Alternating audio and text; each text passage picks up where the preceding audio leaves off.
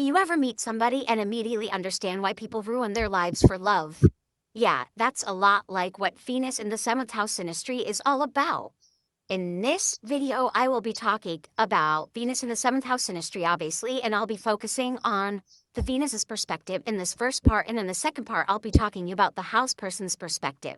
So let's just get right into it.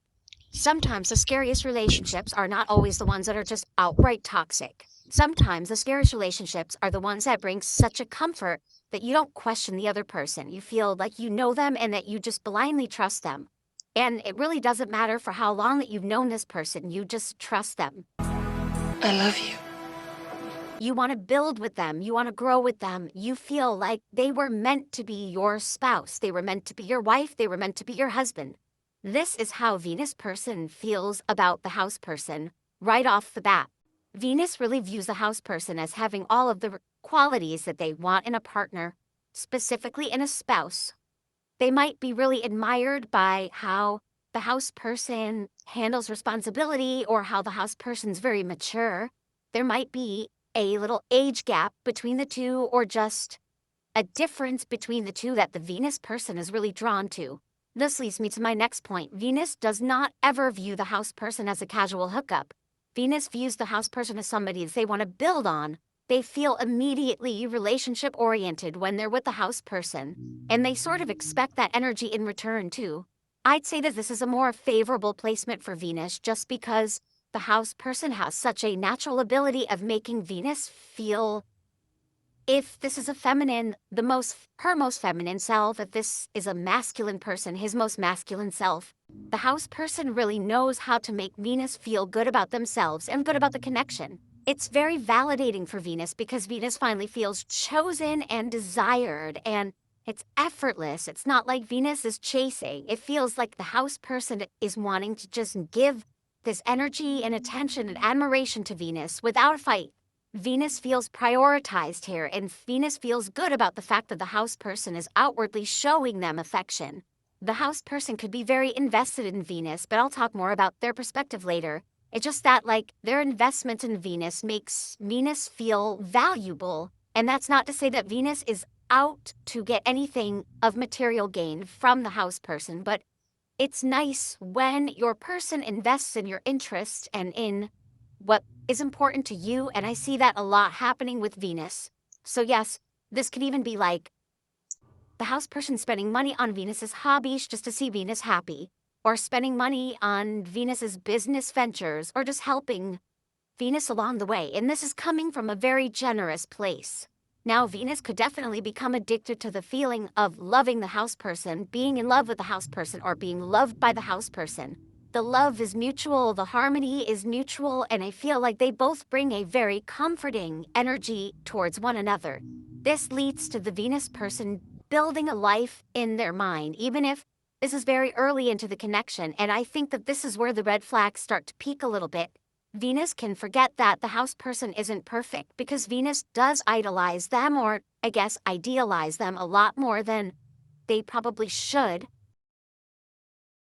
Remember, I mentioned that things move very quickly, very fast, they get serious very fast, etc., etc.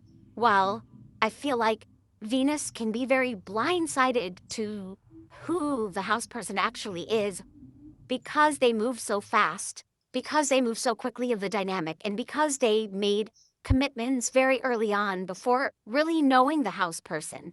I think that this happens a lot because Venus really does focus on romanticizing the relationship rather than seeing it for what it really is.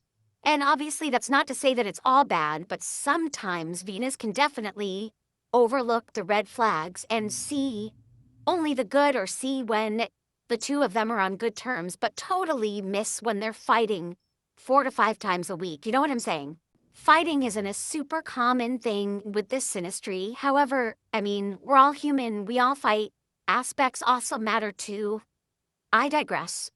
Venus feels like the house person understands what kind of love they need and what kind of love that they're going to accept. And then maybe this is why the Venus person puts the house person on such a high pedestal.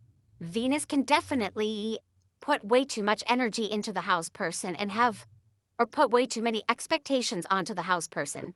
which could lead Venus to feeling deeply hurt by the house person, especially if they're rejected by the house person. But in a way, it's kind of like their own faults because they put so much pressure on. Sometimes Venus can really struggle with separating the love for the person with how they feel about themselves. Like they could feel very poorly about themselves if the relationship isn't going well. So for instance, if house person decides to pull away from Venus for a little while, Venus will feel like it's because they did something wrong or because they're not good enough or because they're not attractive enough, etc., etc. I feel like Venus could really get trapped in the cycle of self-pity and self-blame when the house person is not reciprocating the same energy, which is why it's really important to see each other for who you guys are and decide if you could accept each other for your flaws rather than, I guess, investing so much emotional time into a fantasy, an illusion of a person that you maybe don't fully know. In a healthy manifestation of this synastry, there's mutual support, there's harmony, there's balance, there's equal give and take, there's equal admiration, there's date nights, there's fun, there's flirtation. Like there's good vibes overall when this is healthy, and there are really minimal conflicts. And when there are conflicts, you guys work through them. But when it's unhealthy, Venus could be people pleasing, and Venus could literally lose themselves trying to become somebody that the house person wants or the person that they think that the house person wants. It's really important for Venus not to lose their identity in this connection, especially if they love the person, because I feel like they could really get lost in the sauce over the house person, trying to be everything that the house person wants, even if they already are. I feel like Venus has to accept themselves and love themselves first and prioritize themselves because this connection is very deep, it is very magnetizing, and they could really lose themselves. But yeah, that's everything for now on Venus in the 7th house synastry from the Venus's perspective. If you want a more in-depth, informative deep dive to this, click the link in my bio, go visit my blog. It'll be on this post somewhere where I go in depth from both perspectives, and I'll see you in part 2. Thank you for watching. Please like and follow for more.